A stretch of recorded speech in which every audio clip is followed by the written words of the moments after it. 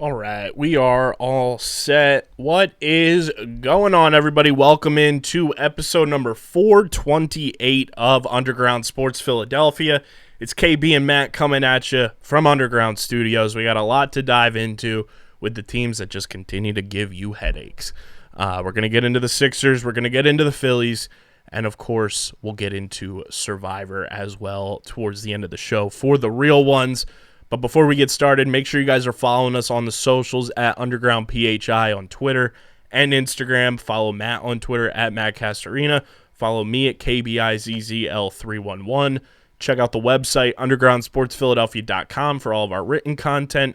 Subscribe to the podcast feeds, where we are number 82 on the Apple podcast charts for sports in Armenia. Go subscribe, Apple, Spotify. Leave those 5-star ratings and reviews on both of those platforms. Help more people find the show and play with those algorithms for us. And, of course, subscribe to the YouTube channel. Just search Underground Sports Philadelphia. We don't have a custom URL yet because you need to get to 1,000 subscribers to get that. So go subscribe, hit the like button, click the bell icon so you don't miss a single video. Just dropped our official teaser for Just a Kid from Vineland, our Jamil Demby docuseries that's coming to the YouTube channel. So go check that out, as well as all the full video episodes of your favorite Underground Sports Philadelphia shows on our YouTube channel. Big thank you to our sponsors who make this show happen: Main Auto LLC, Ducharme's Pro Foot, Security 21 Security Systems, Paul J. Gillespie Incorporated, Mark Ronchetti CPA LLC, and the Dental Wellness Center of Vineland, and of course Tomahawk Shades, best small batch eyewear in the game. Go to tomahawkshades.com. Use promo code USP for 25% off your entire order at tomahawkshades.com. Kenwood Beer, go to kenwoodbeer.com and use the Kenny tracker to see who's got Kenwood Beer on tap in the Philadelphia area. You got to be 21 or older to do so, and of course, please drink responsibly. What's going on, Matt? Living the dream, I think. Game 6 is upon us, and what would a Game 6 be without the Sixers being down 3-2 after one of the most entertaining and enjoyable performances in Game 4 to just be let down and embarrassed in Game 5. Yeah, at least the letdown was pretty quick. Yes. It wasn't a kidney punch. It was clear from the start that the game was only going one way and that you were winning. So, yeah, I think it's like 85% of the time the team that wins to go up 3-2 in the series wins the series. It's hard to see it going any other way, because even with Embiid in Miami, did not play well, and Embiid is obviously still struggling through injury. Took a hard hit last night, and I mean, it's been obvious he's not been able to play at the same level, which is not surprising when you consider the injuries that he's dealing with. Last night he leapt up to keep a ball in bounds and was limping around afterwards, holding his knee and his back, and I was like, I mean, at what point are we just put us out of our misery? Yeah, I only see this going one way now, and that's the Sixers being eliminated in the second round again, not even making it to the conference finals, which is just going to be a huge disappointment. And this year hurts in a different way than many other years, because it's mostly just this Embiid orbital injury yet again, just a freak thing happening to you that is essentially deciding your playoff fate, because I firmly believe that not only if he's there in games 1 and 2, but that if he's just healthy, even with the torn thumb ligament, which we've also forgotten about, he has essentially 2 season-ending injuries. Yeah. If this was a team that wasn't in the playoffs and those happened with 2 or 3 weeks left in the year, that'd just be it. He'd be shut down, it's just so frustrating that this is the way that it happens, and that you get the performance like you did last night, which is just totally sucked, totally apathetic. Couldn't hit a single shot, and it sucks. It's a tough spot to be in as a fan. To be fair, the series hasn't started because nobody has won on the opponent's court. Well, it'll end tomorrow if they do that. So, yeah, it just sucks. Again, the Embiid stuff is really the crux of all this for me. If he's there in games 1 and 2, we've seen the 2 games at home, what a difference he was. Yep. And last night, Harden driving to the rim and throwing his hands up as the ball gets stripped from him. That hurt. Yang not being able to hit. That's anything. been Tough. Maxey and Tobias, not a good night last night. No one had a good night, and deserving of getting. Matisse Thybulle better hope he finds divine intervention, because you need to speak to the Lord. Just need to speak to his doctor. That's it. Because it's going to be a long off season for Buddy if something doesn't swing his way in Game 6. Well, I think the offseason in general is going to be fascinating, because I felt that, almost more excited about the prospect of having an offseason, knowing they have Harden and Embiid. And listen, whatever the negatives are about this season, and there are some issues, of course, but when Harden and Embiid have been healthy on the floor together, this has been a team that rolls and is very good offensively. And I'm looking forward to seeing how this team evolves over the summer. I think we've pretty much resigned ourselves to this team is not, even if by some miracle, right, you force Game 7, maybe even win Game 7 in Miami, I don't see us beating the Celtics or Bucks in the shape that Embiid is in right now. There's just no. And all that does is just guarantee Doc Rivers another year. Right. Well, I mean, even Doc Rivers, even if we had gotten on the first round, I don't even know, because he has I think 2 or 3 more years on his contract, and he's getting paid $8 million a year. Now listen, Josh Harris and all those other snakes are terrible people, but one thing you can say about them is they've been not afraid to spend money on the Sixers, at least on contracts, for the players. Not that's about where that line ends, but. They have been willing to throw money. I don't know that they're going to be willing to throw, almost $30 million to get rid of a problem that especially they created. Since they're already still paying Brett Brown. Right. So that sucks. And that's the part that hurts too, because it feels like where the Sixers are at is in almost defiance of Doc, and I mean you're just seeing you're seeing a team that's MVP player is just very injured and can't put the same level to it, and unable to cope. It sucks. And also, I love him, but fuck you, Charles Barkley. What are we talking about? It's just the most lazy. That's what. Listen, I know that people love the TNT halftime show, and I think it has good bits. I think it's a good comedy podcast, and the best comedy podcast is still one that's pretty unlistenable. It's better just in highlight and clip form. I like when the clips of something funny and outrageous they did just ends up on my timeline. Yes. But I can't watch any. There's not a halftime show or intermission show that I don't mute and just go do something else or scroll through Twitter or I'll read a book in 15 minutes. There's not and this is not even just NBA. This is every sport. Everything. I literally could not care less about what these talking heads have to say about the game, because it's always just vapid nonsense. It's these guys clearly don't watch the games. They don't care. And they make jokes about how they don't watch the games. So why should I care what they have to say? Yeah, I thought it was it's really just out of line to say that insinuate that Embiid is not playing his best because he's upset about not getting the MVP. That's just dumb shit. And what annoys me too is Charles Barkley as a player would have been so thorny if someone said that to him. He'd have been so prickly about it. And now here he is as a talking head saying just dumb stuff like that. I don't know. It's just, that's lame to me. Embiid is very clearly doing everything he can. The dude is playing with a broken face, a torn ligament in his thumb. Lingering concussion issues. He's just... I don't know. He's giving it all. You can't. We won't walk away from these playoffs thinking that Embiid mailed it in. Yeah, mailed it in, or could have given us any more than he did.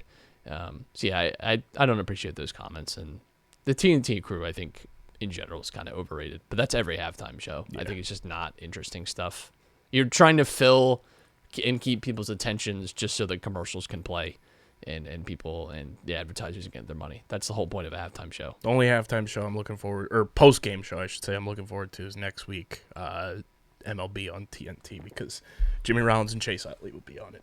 But that's the thing is like you're only ever looking for this stuff with like, Yep. the guest appearance or whatever. Like when it's just like again, it's not even just the TNT crew. It's literally every Everything. halftime show, a lot The of post game NFL. shows. It's all just the same crap. It's like, what do they need to do better? Well, they need to open up the offense more. Great. That is impactful analysis. That's great. That's like super smart stuff there. What did you make of Embiid's comments about the MVP and then absolutely coming after Bill Simmons? I don't know if you saw that. I didn't see the Bill Simmons stuff. I saw that he just said he doesn't know what more he has to do. Yeah. And I don't blame him. He said that he brought up Bill Simmons saying fuck Jalen Green on his podcast. Or not Jalen Green. Is it who plays for the Rockets? Yeah. Yeah. And he said he doesn't know why somebody who has a platform like that also gets an MVP vote is allowed to get away with saying something like that could alter the opinions of... I think the context of that quote, though, was them joking about how people would... It's almost funny. Like I think they were joking about how people would aggregate into what they said into them saying "fuck Jalen Green" when they don't actually mean that. I don't know. Like, it sucks. Yeah, I mean, the Bill Simmons stuff is weird because they do constantly talk about these stuff, and like, I think it's a lot of these big guys that have podcasts and have national attention is they can so easily sway, I think, people's interest. Mm-hmm. And there are tons of people too that have votes that shouldn't have votes. The Russell Westbrook is still getting MVP votes. Like people like that should not have a say in this process. We've said it time and time again that like why digital media people don't have right votes. Like, I guess Bill Simmons has his from when he was writing at Grantland and that stuff. is like Zach Lowe is like digital media to them. Yeah, to them is digital media. Right. I don't know what Embiid has to do with an MVP. But not to be like sore losers about the MVP stuff because whatever. Jokic is a great player, but here's what bothers the hell out of me with all this stuff: is it's a regular season award, right? Mm-hmm. The regular season is like 6 months. 5 out of those 6 months, unanimously, Embiid was the MVP. Jokic has a great last month, and it felt like, to me, with some bias, as a Sixer fan and an Embiid fan, it felt like to me there was a national kind of just change in the tide, and it was based solely around like analytics, and yes, he had an outstanding season. He was like certainly worthy of being in the MVP conversation. I don't want to make it out to be like Jokic is completely undeserving. It's a robbery. But like for so much of the season, it was Embiid's award, and he carried this team, literally carried this team when Ben Simmons was sulking and not playing this entire year. He was the reason that this team is so competitive. You only have to look back to when he was out with COVID in the fall and see how terrible this team was without him, and then how great he was and how great the team was when he was playing to understand that this guy, and he was fucking won the scoring title. Yeah, first one since Shaq. First big man since Shaq to win the scoring title, and he's not the MVP. It's just like, he's so dominant. I just don't get it. I don't get why the last month of the season matters more than so much. All it's talked about is the last month of the season is like such a drag, and it's like we're just trying to get through to the postseason. Like they had to create the play-in game to stop teams from tanking. Yeah. The last month of the season because that's how irrelevant it had become. I just think it's dumb. I think it's a lot of it was recency bias, and a lot of it was just this like national upswelling of support for Jokic. Whatever. It just sucks. I agree with him. I don't know what more he has to do. He has every season come back and improved in ways that all of the criticisms have been about with him time and time again. And he was healthy this year, played great, was dominant, scored like mad, is still great defensively too, and does not get nearly enough credit for how good he is defensively. If you're talking about like someone that should be a defensive player of the year candidate, he should be in that conversation. It also really fucking pissed me off that Marcus Smart wins defensive player of the year because now all of a sudden perimeter defense mattered, but it doesn't fucking matter last year when Ben Simmons is locking 1 through 5 down because we have to give it to Rudy Gobert. And now this year all of a sudden perimeter defense matters because Marcus Smart was good at it. Okay. That's just, not that there's an anti-Philly agenda, of course, but I'm just saying it just sucks.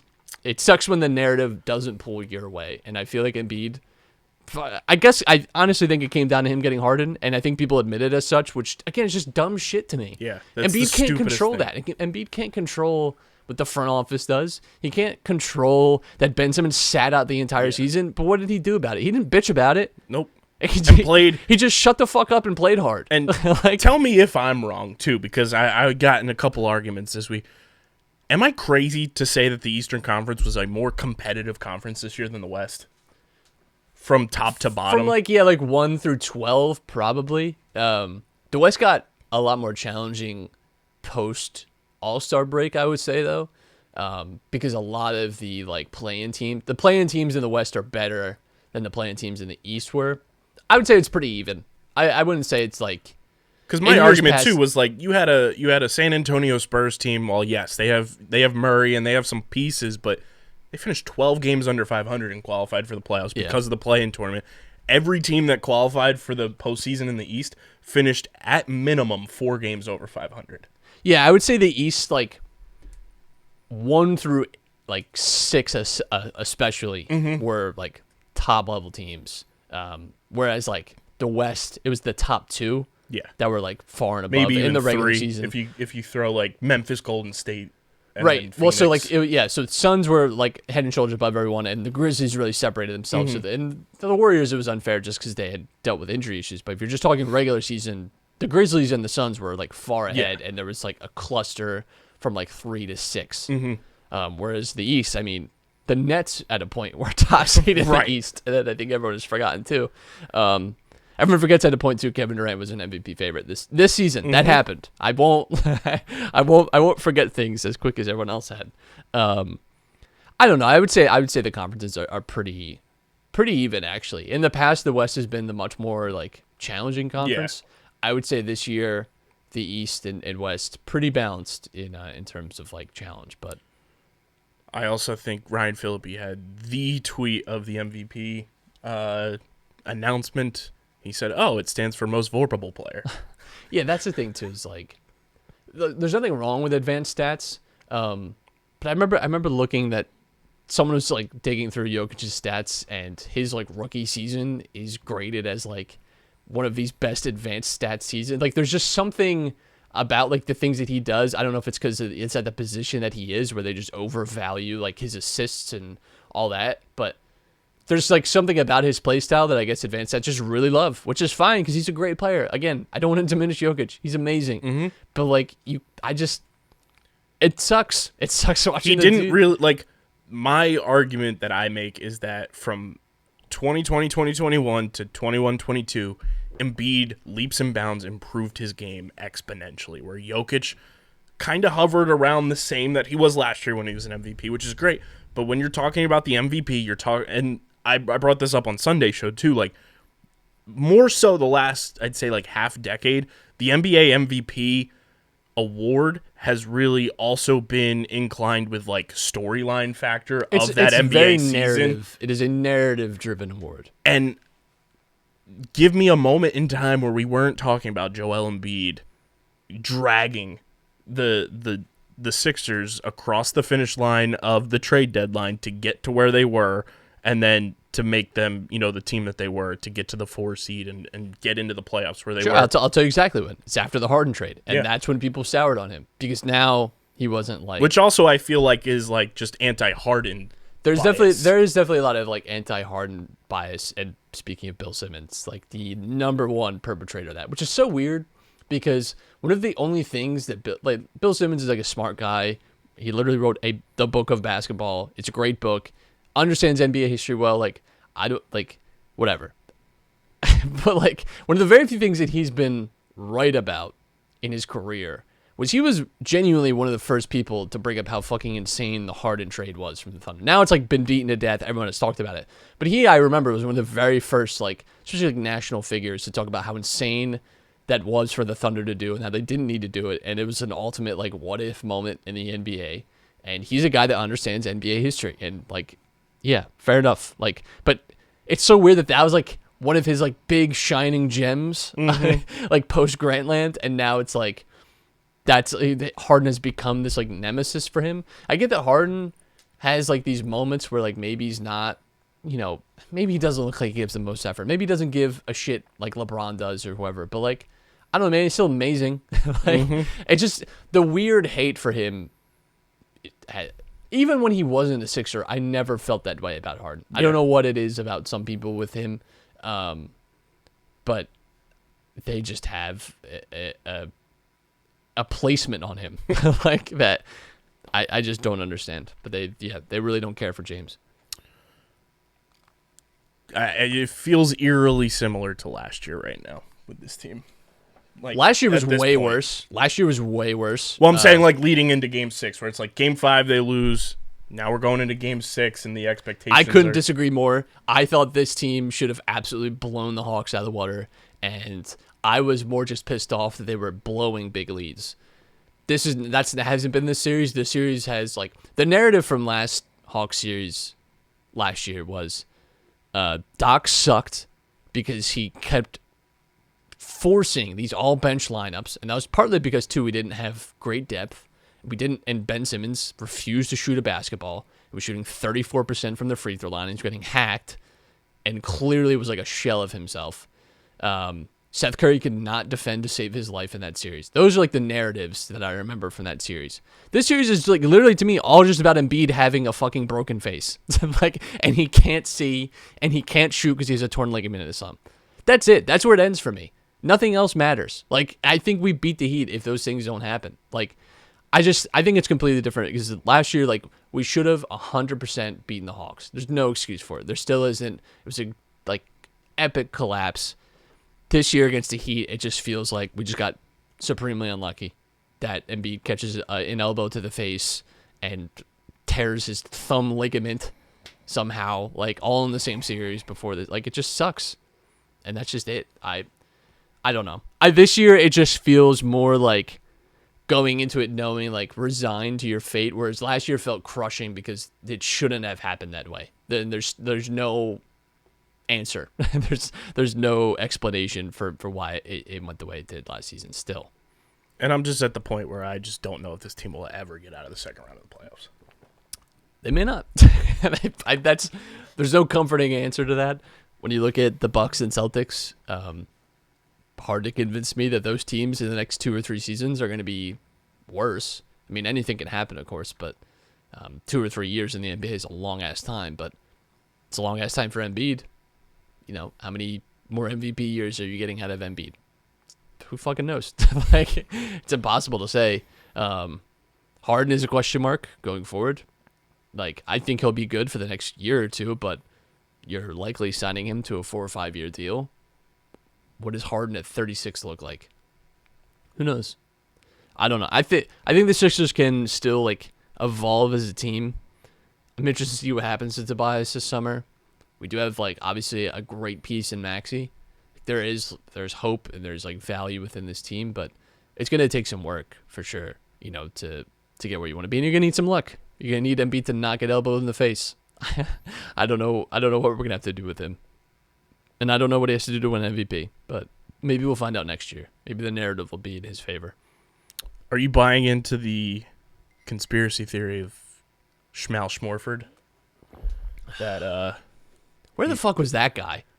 I don't know who. Where was that Al Horford in Philly? What a fucking loser. I can't tell you how much I hate that guy. Like, where was that Al Horford at any point? God. At any point in his Sixers tenure. What an absolute loser. The absolute just, like, drooling and groveling over Al Horford on the timeline the other night made me sick to my stomach. It's good. People have short memories. That's what I've learned, is that people have short memories. And like to forget the way things ended sometimes. Because the theory that he was just a spy from within starting to make a lot more sense. Maybe Udoka was. Hey, maybe it was all just like him, Josh Richardson, a next level 4D chess move. Who knows? It's tough day to be Sixer. One thing that we can just celebrate Brett Brown one more time. Did you see his son committed to Penn? Yeah, congrats. Glad to know that Josh Harris is paying his son's tuition money at UPenn. That's cool. It's good to see. At least the Phillies bats are coming to life. Yeah. Out west, they beat the Mariners today. They beat them on Monday.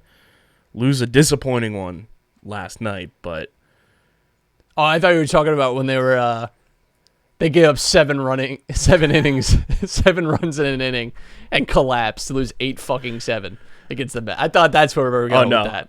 Okay. I think we had enough sadness in the Sixers segment. We don't need to harp on the fact that I was pleasantly like happy with the bats out in Seattle. Oh yeah, it looked great there. That was one of the worst collapses ever. And you know what's hilarious? I was scrolling the timeline. I flicked the game on for just like 30, 40 minutes.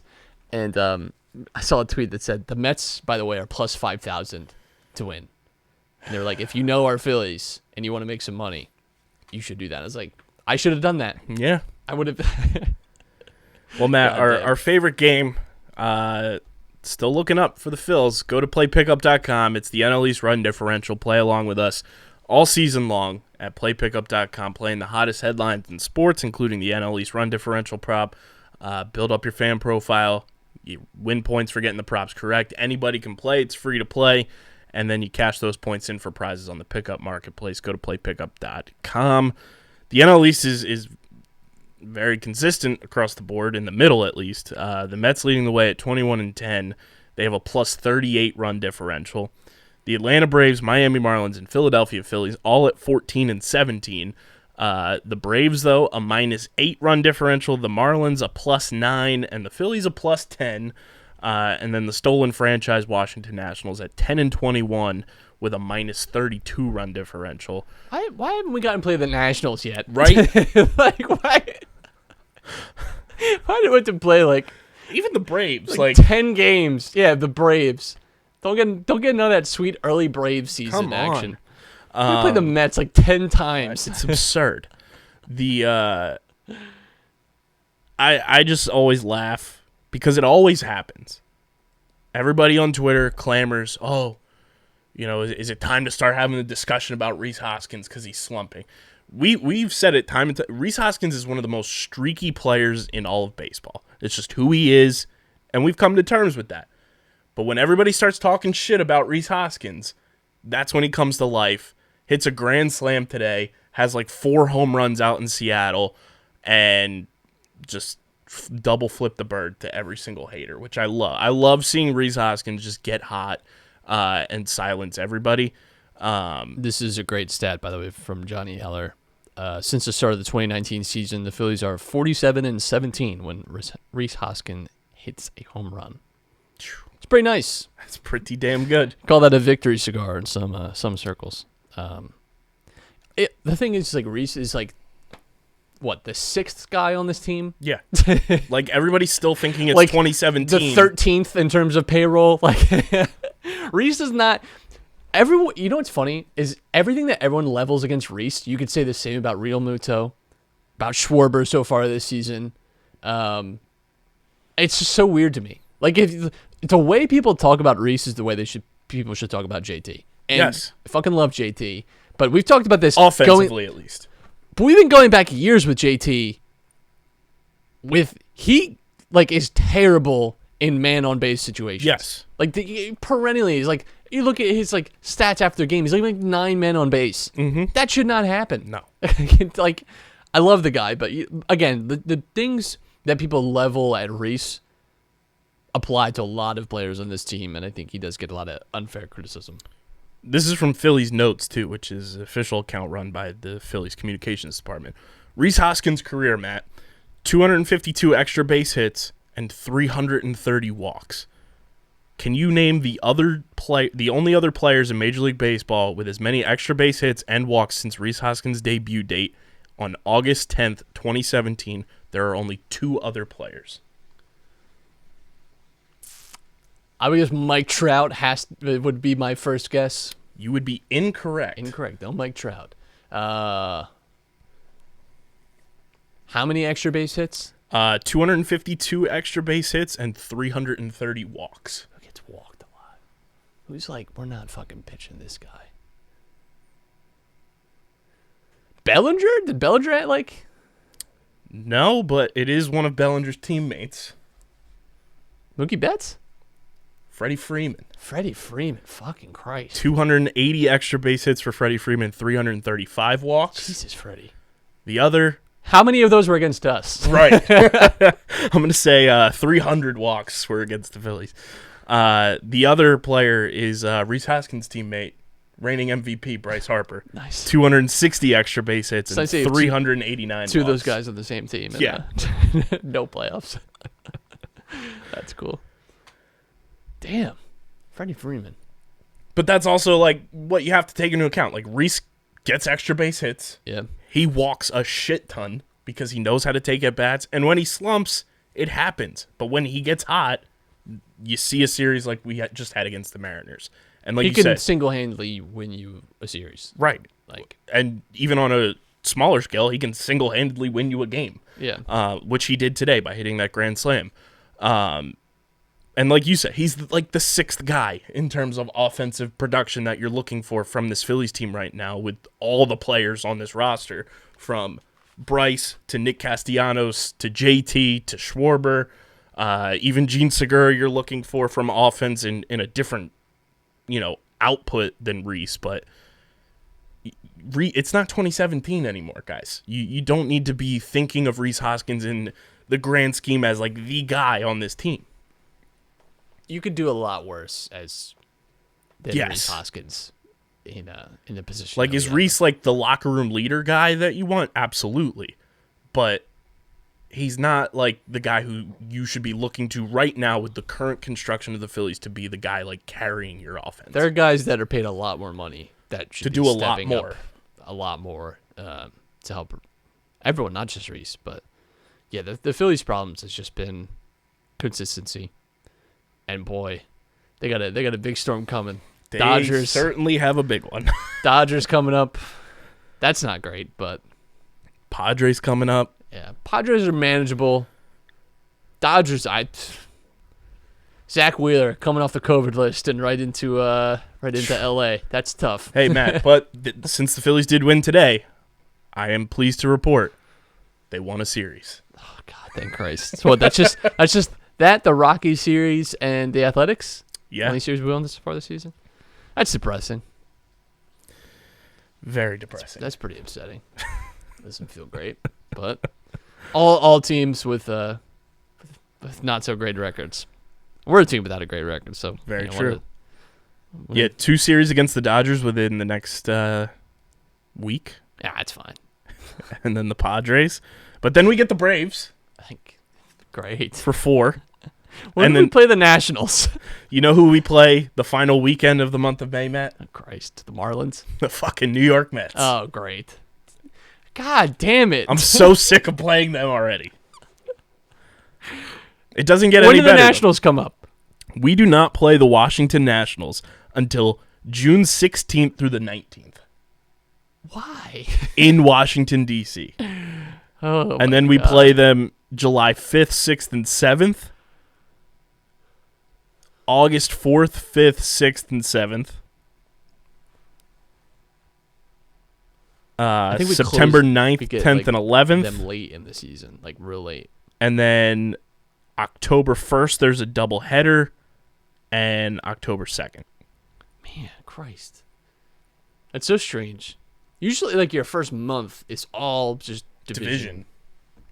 I don't know if that's because of, like, I don't know what happened with that. Because I know, like, starting next year, I think it is, like, there's going to be more interleague play Yeah. and everything like that. But Which is cool. the weird stacking of just so many Mets. And, like, yes, you love the built-up rivalry and everything with the Mets coming back. But, like, we've seen the Mets, like, the Sixers see the Charlotte Hornets. yeah. It's like the I wish amount we of saw them like we see the Hornets.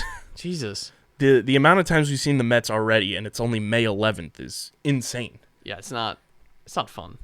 Like, thank God one of the rained out games got pushed to August, because at least there will be a meaningful game, hopefully. For the Mets to lock up the division. Yeah, this is the first time we played the Mariners since 2017. I'd seen so. There was a wild stat that the Talking Baseball account We have tweeted the out. we have the Manny Machado series coming up. Yeah, Manny and Bryce. Do you think they'll invite the electrical contract worker who to throw out the first pitch? It's not too late. It's not too late, Manny. We've seen some wild stuff in Major League Baseball the past couple days. Did you see Anthony Rendon hit a opposite side of the plate home run last night? I did. That was very hilarious. Good for the Angels, man. Yes. Good for them. And then the Orioles have a series against the Cardinals this week. And this is the first time the Orioles have traveled to New Busch Stadium, which has been open for 16 years. They're the last team to visit New Busch Stadium. Like, that kind of stuff just, like, how? You know, like, how has that just not happened? Granted, it's interleague, but still. That's almost 2 decades of a team not traveling to one city to play the opponent. No one there has any clue. Like, we've never been to St. Louis. I don't know. And think about all those Orioles teams that were good, and they never once went to St. Louis. That's just stupid to me. 16 years. That's so stupid. New Busch Stadium. Fucking Cardinals. God damn it. Hate that fucking team. Oh, man. God, the goddamn Phillies. But yeah, the Dodgers. Hey, they won a series. You know what? Let's be happy. Yeah, We'll put the blown Mets game behind us. That's the one that makes you like. I call that the garbage disposal game. That's the one. There's 2 of those this year. Because that's the one where you have to convince yourself when you go out to get a glass of water, so you can like try and stop yourself from vomiting. You stare at the garbage disposal and try and convince yourself to not put your hand in it. I've done that twice against the Mets this year. The 8-7 collapse and the no-hitter. Yeah.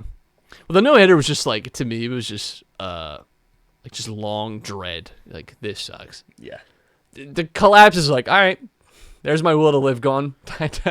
The only positive I took away from the collapse game against the Mets was that, I forget who it was. I think it might have been John Heyman who tweeted it, of course, saying that was one of the greatest comebacks in Mets history. I'm like, I'm glad a regular season game in May is classified as one of the greatest comebacks in a team's history. As a people, they don't have much. That made me feel a little better about myself. Listen, the Mets are good. They still have nothing. And I'm going to hold out on that. Because you know what's going to happen, don't you? It's not June yet. No, but here's the thing. Nationals won a World Series. Don't put this evil into my brain. The Braves won a World. I'm telling you, man. I'd rather see the Marlins win a World Series before. If the Marlins won a World Series, no one would care. No. It's like the tree falling in the woods. If the Marlins won a World Series, did it actually happen? Because no one saw it. There's no parade. Can you imagine? Okay, so the Marlins win a World Series. Can you imagine being the person? Because there's someone whose job this would be to coordinate a parade. What does that even look like? That's like just like a trip to Publix. More people go to like an alligator farm than go to Marlins games. There are more people getting their arms chewed off by rogue alligators than there are going to Marlins games. So yeah, I would rather them win it. But I'm telling you, something bad happened. Well, something bad happened the last few years. And I'm telling you, it's not good. 2015, they went. And we've said they're like the cicadas, so it's going to be another 17 years. We'll see them in 2032. Maybe. I'm just worried, is all I'm saying. The tea leave's not great for us. I'm very intrigued now because obviously the Mets are off to a very hot start, but I want to see who they've played this year. A lot of us. Obviously they've played us, but looking at this Mets schedule, they've played Washington, they've played us, they played Arizona, they played the San Francisco Giants, Arizona again, they played the Cardinals, they played more of us, they played the Braves, more of us, and then this week they're playing the Nationals. So theoretically, in terms of good teams, it's the Giants and the Cardinals that they've played this year I think, that are above 500 right now. Yeah. Well, because the Cardinals are 16 and 13. We could put away bad teams like that. And the Giants are 19 and 12. Wish we could beat the bad teams. So, all the Mets fans out there. I'm just saying. I wish we could play the Diamondbacks twice already. I'm just saying. I don't like the feel of it. That's it. That's fair. I don't either, but I'm also putting stock in it's not Memorial Day yet. The storm is on the horizon. Maybe it blows past us. I am just saying, I feel it is my duty to remind everyone, maybe close the windows tonight, you know? That's it. If the Mets win a World Series, I might just be done with it. That's when the hand goes in the garbage disposal. That's when... yeah. Might be more than just the hand. Man, I couldn't handle that. I don't know what I would do. After watching the Nats and Braves do it, I know that we need something to change for these Phillies, tell you that much. Hey, Kyle Schwarber, 80 million reasons to play a little fucking harder. How about that, Chief? Did you make some contact, Chief? That'd be cool. Yeah, it's like, didn't we hire your hitting coach for a reason? He looks like a fucking HVAC repairman, which, no disrespect, critical part to our society. I'm just saying, I would trust Kyle Schwarber more replacing my central air than I would leading off for the Phillies. That's the kind of face that he has. Do you think Girardi makes it through the season? I don't think anything about Girardi. Dude is a ghost. You know what's crazy is how underperforming the Phillies are. That dude is like Teflon. No one has said shit about him. No, it's crazy. Even last year. No, not a word about Girardi. I feel like we're the only ones. I feel like this year too, it's like, it's fine. It's someone else's fault. It's the players. And maybe it is, but there should at least be a question. I think it's because right now the Sixers are like the most prevalent thing, you know? So I think the attention has not quite fully been on a... Because I said after the Mets collapse game, the fact that he walked away still with his job intact was a disaster. His life, I think, is crazy. I remember when they said he was going to add 10 games to the win-loss column when they hired him? I struggle to think. Time. I don't know that there's a manager in history that you could say that reliably about. Now, you could get lucky and things would just go your way and you get those. But you, for a fact, you get that manager, you're adding 10 games. I don't think there's a manager in history that you could actually make that case. You know who did, but it was because of outside circumstances? Alex Cora. Yeah. He brought in the Apple Gabe Watches. Kapler last year. Yeah. He had it about 100 wins. That was some luck, though. The Giants, that was a little... Hey, they're 7 games over 5. That's cool. 7 games over. Hey, they won their division. What happened in that first round? Oh, you're telling me Gabe Kapler couldn't fucking hack it in a tight spot? That's crazy. Never seen that before. What's his policy on hotel sexual assault? He good at those? No? Okay. Remember that? Nobody talked about that either. Nobody talks about that anymore. Fair enough.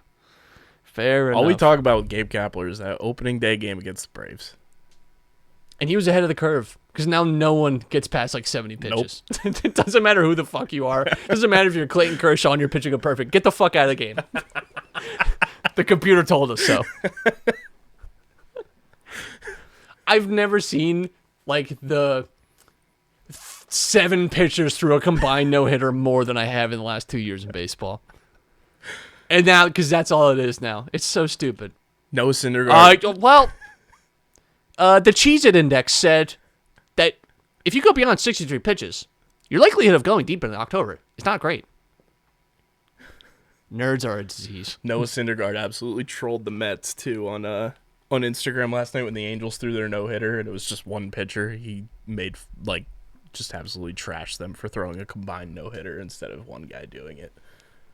Hey, I've always said this. I love Noah Syndergaard. Same. Great guy. He's going to look great in Phillies pinstripes when they trade for him. I don't know, man. Might be a trade going the other way there. I don't know. This team. This goddamn team. Shall we talk about the one thing that brings us joy, Matt? Sure. Survivor. Brought to you by our friends over at Bino. The boards are here. And I can't wait to start recording Bino content on the YouTube channel. You guys can go to binoboard.com. That's BINHOBOARD.com. And use our code BINOUSP for 10% off your entire order from our pals over at Bino. Matt, another wild episode of Survivor in the books, and you hit the nail on the head. It looked like High was on the outs, and he certainly was, got blindsided, and he goes home. Yes. I didn't think it would happen that episode. I just thought he was in danger because he had voted off Lydia, voted off Chanel. It felt like a lot of the people that he had worked closely with, he was voluntarily voting off, it seemed at least. Then Tori's gone, someone that he potentially could have worked with. And it felt like, too, the break point might have been when he wanted to get Roxroy out. Which was Omer's invention, and sort of like incepted that into his mind. So I think he just lost a little bit of trust with Mike, and tough. I think just at some pivotal parts of the game, and it's hard, obviously, but I just feel like missed a few steps, and that sucks because he's a fun player to watch, but gone with the wind, as they say. It feels like last year, obviously very solid cast, but it feels like the remaining members of season 42's cast going into tonight's episode, as we record this on Wednesday, like strongest group left in a while at this point of the game. I would say this remaining cast, I think, have played the game better, whereas I think the people in season 41, I think we're like a little more interested. Although the cast this year is also interesting, but I feel like the dynamics of last season at this stage were, I don't know. I just think the cast was a little more exciting. I think people I feel like we also I don't know. Maybe it's just because we hadn't really had Survivor, and that's part of it. But I feel like some of the characters there were like more root forward types people, whereas this one is just like, wow, love what Omer's doing. Good player. Feels like there's a lot more like strategy and like physical element too left at this point of the game that we've seen in a very, very long time. Yeah, Jonathan has made it this far in the game. Even Mike has made it this far in the game, which is surprising. Someone like Lindsay has made it this far in the game, who's been quietly, she hasn't won challenges, but she won last week. But that was her first time, but she had been at the top of the challenges. Like, she's someone that excelled. Drea has been really good at challenges. Quiet week from her last week too, by the way, but I guess a lot of the action was like away from her sphere of influence, it seemed like, at least. I'm curious where Drea's spot is right now exactly in the game. It just feels like she doesn't have like a strong alliance, which can help and hurt you, I think, at this stage of the game. In some ways, I think it might be good to not be tied to a person, because I think there's some chaos afoot. You still have Romeo out there. Marianne is definitely attached to Lindsay and Jonathan. Got her idol back. Lindsay and Jonathan, got the idol back, amazingly. But Jonathan and Lindsay have both seemed willing to like cut ties if they have to, and Marianne is onto that. She's not, she understands that, she's not like their, like their number one option, and she's like good enough that she can make some noise on her own. And then you have Omer, who I think is just like kind of the sun for this like solar system here, but like so much of this game now I think is revolved around him, and I don't know that this has been quite noticed yet. So it's a lot of interesting dynamics in he's like the puppet master in the dark, just nobody realizes it. He's been good. He's been really, I've been like, again, last week really impressed with him, really impressed with Lindsay. She's had, if you're talking about like an Erica edit, where going into the merge, you barely got a lot out of her, and now all of a sudden, every week you're hearing her like most intrusive thoughts and how her gameplay works. Lindsay has done that, and she's looked amazing. That's what I'm saying. That you got picked. If you're a woman from New Jersey, I'm backing you all the way. If you are a firefighter from somewhere in the Northeast, I'm backing you all the way. Those people, whatever it is about them, Jersey girls do great in Survivor, and so do firemen from the Northeast. There it is. If you fit those two categories, apply. You'll probably do great. What are your expectations for tonight's episode as we get set for it? Well, so my Survivor votes, my fantasy Survivor, I put 2 on Romeo just because I think you can never discount at this stage of the game. Maybe people just want to go to easy vote or something happens, right? This is also potentially the do or die episode, which was not a twist that I enjoyed last season. I don't like it. That could lead to something very random happening, and actually someone going home as a result of it. We didn't have that last season, but that can't be discounted. I think Jonathan could be in some trouble. I think people are aware and aloof to the idea, and I think people are kind of happy to potentially move on from Jonathan because he's not proving himself necessarily be the best strategic partner. So Jonathan, I would be a little worried about. Romeo, I'd be a little worried. Mike, maybe even. I think people could be aware. But Omer's really attached to him. Yeah. But again, if you're talking like a do or die thing that just happens, Mike could be on that. Not too many people left for us to do 3 up, 3 down, but I think you and I both agree, down-wise, it's Romeo. Romeo is... It's tough to see him winning, but he is still a person that I think has a lot left to do in this game. I think he can do something. Jonathan, I think, has to be down that bottom 3, and I think Marianne. I think those are the 3 that, for me... Jonathan can still win this game. It's hard for me to see Romeo and Marianne doing that. But Jonathan, I think, based off everything we've seen the last 2 weeks, it's a tougher road for him. That path is narrowed a little bit. And then I still think Omer is kind of leading the way. Mike is there because he's conjoined at the hip to him. And, Lindsay winning last week, I think, was big because then she kind of, forged her own kind of mini alliance by bringing the people that she did on the reward challenge. So we'll see how that all plays out. We're going to go watch the new episode. Make sure you guys are following us on the socials at UndergroundPHI on Twitter and Instagram. Follow Matt on Twitter at Matt Castorina. Follow me at KBIZZL311. Check out the website, undergroundsportsphiladelphia.com, for all of our written content. Subscribe to the podcast feeds, Apple Podcasts, Spotify, wherever you get your podcasts. We are there, and leave those 5-star ratings and reviews. Subscribe to the Underground Sports Philadelphia YouTube channel. Hit the like button. Comment down below. Click the bell icon so you don't miss a single upload from our YouTube channel. And big thank you to our sponsors who make this show happen. Main Auto LLC, Ducharme's Pro Foot, Security 21 Security Systems, Paul J. Gillespie Incorporated, Mark Ronchetti CPA LLC, and the Dental Wellness Center of Vineland, and of course Tomahawk Shades. Use promo code USP at checkout at tomahawkshades.com for 25% off your order. Pickup, go to playpickup.com. Start playing the hottest headlines in sports from our homies over at Pickup. Kenwood Beer, go to kenwoodbeer.com and use the Kenny tracker to see who's got Kenwood Beer on tap in the Philadelphia area. Got to be 21 or older to do so, and of course, please drink responsibly.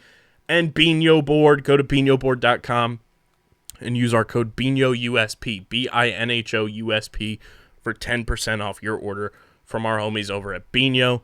This has been Underground Sports Philadelphia, episode number 428. For Matt, I'm KB, and until next time, we are signing off. Peace.